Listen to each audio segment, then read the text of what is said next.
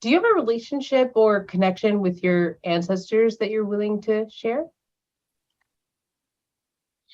Good question. Until further notice, I don't have that superpower.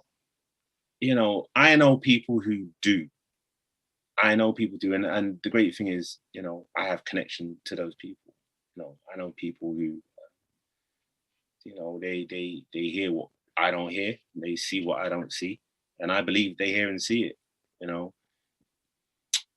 I have another power that I bring to the world. So I guess my connection with the ancestors are more into alchemy, and what I mean by that is, how do we transmute things from the ordinary to the awesome? Just by reframing our thinking and reframing how we see things. Like that's me.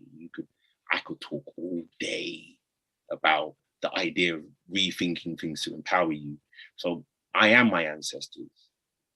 My bloodline is what flows through me. My DNA goes back, back, back, back, back, and hasn't stopped. I have the capacity to continue that by creating new life. But I am all the cells of all the things that ever came. It was Henrietta Lacks who had cells which were extracted from her when she passed away, that the cells lived outside of her body. These were cells which could be placed inside other bodies and could heal. They would turn into the necessary form. If your shoulder was damaged, these Henrietta Lacks cells would be injected into your body.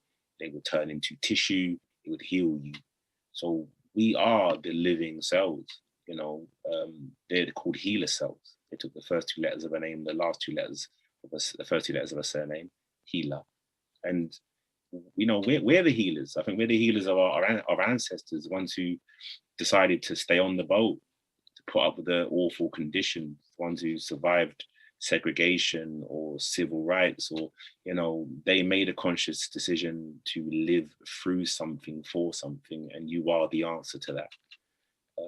In a much more practical sense, my dad endured mental health challenges, and knowing he would never fulfill his full potential, but passed the baton on to me.